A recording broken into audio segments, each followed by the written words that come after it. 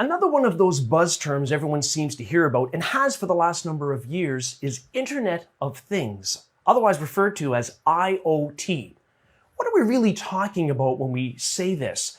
Essentially, at a general level, we're talking about a computing device that can transmit data over the internet.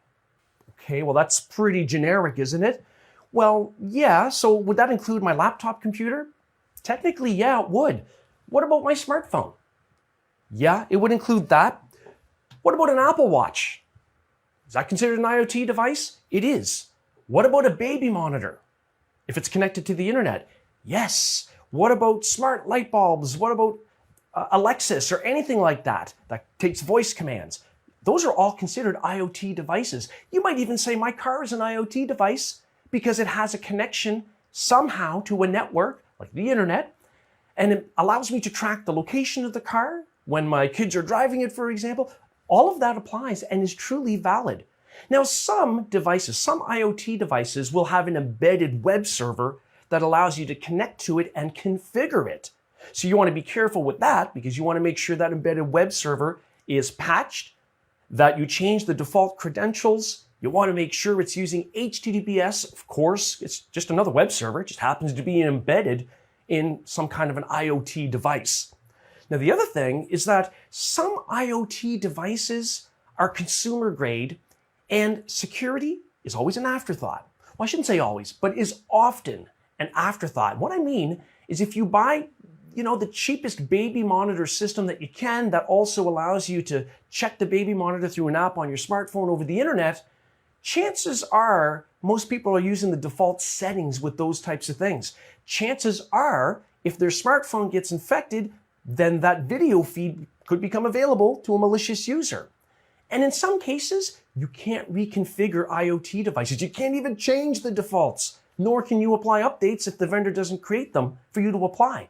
And that is the case sometimes with consumer-grade IoT devices. So what do you do then? Well, if you're going to be running an app on your smartphone to connect to that IoT device like a baby monitor, make sure your smartphone is secured. Use multi-factor authentication, strong passwords, don't install apps all over the place when you don't need them running on that. Turn off Bluetooth if you don't need it, all the standard stuff that you already know.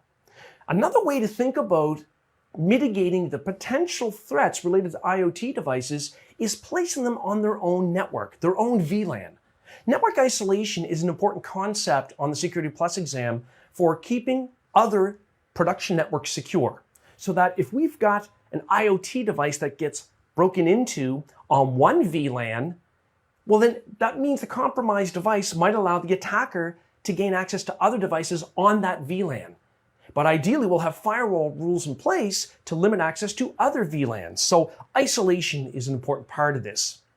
So we know that we've talked about things like smart light bulbs, where you can control it from an app and change the colors in the room with the lights. That's an IoT device if it's got an app and it transmits over the internet.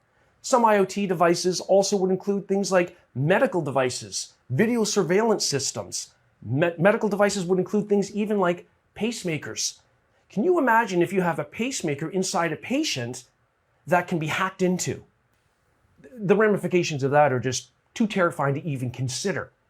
So let's take a look at the Shodan.io website. We've looked at this before in this series. The Shodan.io website is designed to crawl the internet seeking out devices that are not secure. So one of those things it will find are IoT devices in the form of baby monitors. I've gone to Shodan.io and I've searched for baby monitor. And sure enough, we have a lot of hits here. And we can see the locations. So we have South Africa. We have, looks like France. We've got different locations, and we've got the IP addresses, or even in some cases, the DNS names. Now, I'm not saying you should go and do this. We're just pointing this out as a point of interest.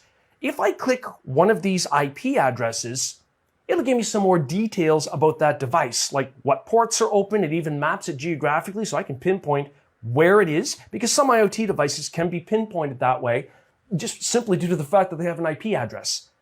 Now, as long as that IP address isn't anonymized through the Tor network, it probably really is a device at that location. Anyway, I'm not going to go any further through this because it is potentially possible for people to use this site in nefarious ways to actually get a video feed from an unsecured baby monitor IoT device. We don't want to go down that road. That's not ethical. And depending on which jurisdiction applies legally, it might be crossing that legal line. So we don't want to do that because it's just not worth it. So let's take a second to talk about modern vehicle security. Now, that goes beyond just locking the doors when you leave the car. If you've got a car that was manufactured, let's say in the last 10 years or so, you're probably aware of all the embedded technology in it, like Bluetooth. You connect your phone to the car's stereo and you can listen to the music on your phone. But there's so much more than that, because a lot of modern vehicles these days have connectivity to different types of networks, whether it's over the cellular network, whether it's over the internet. It could have a built-in Wi-Fi hotspot in the car for passengers to use while the car is moving. Now, if you think about the ramifications of that, on the other side of it, people usually have a smartphone app to track a car's location, its speed, its GPS coordinates, all those details. So is that a potential attack vector? It has been shown in some competitions that it is possible to gain remote control of a vehicle. Now, in some ways, that might be to the point where we can actually apply the brakes on a vehicle remotely. And I'm not suggesting this is easy to do or easy to find tools or instructions on how this happens, but it is potentially possible. And again, it has been documented as happening. The other thing to think about is the key fob, your keys for the vehicle. Now, even the key fobs have a lot of modern embedded technology. So you can open car doors remotely and remotely start the car and so on. Well, there have been known problems at the security level with the firmware inside the key fob for the vehicle itself, whereby if an attacker is in close proximity, they can compromise the key fob and unlock doors. So even that is a problem. So how would you fix that? Well, you'd have to get a new key fob. And in some cases, you might even be able to do an update by going to the car dealership.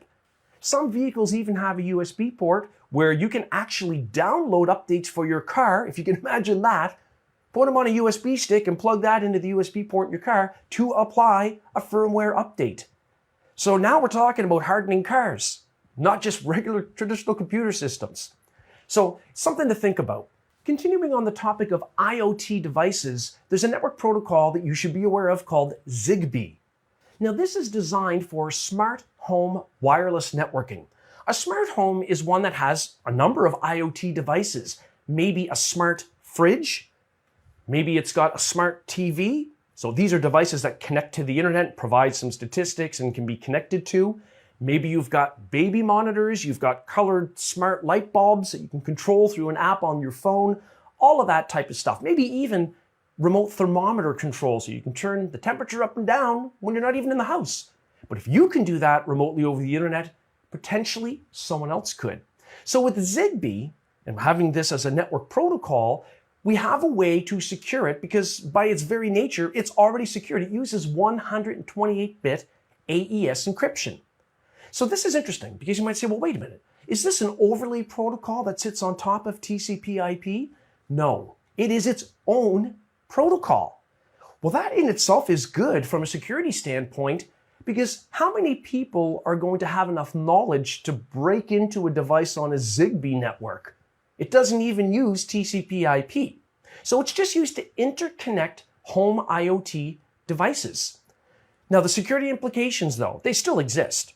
It's still possible that someone in close proximity, because it's really designed kind of as a personal area network with short transmission distances.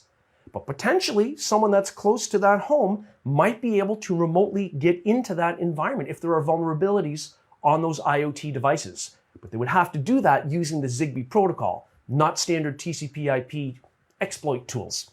And so what can we do about that? We can update the firmware in IoT devices if there are known vulnerabilities, change default settings in those items, harden smartphones that might have an app that allows connectivity to those devices over Zigbee, and then of course, network isolation.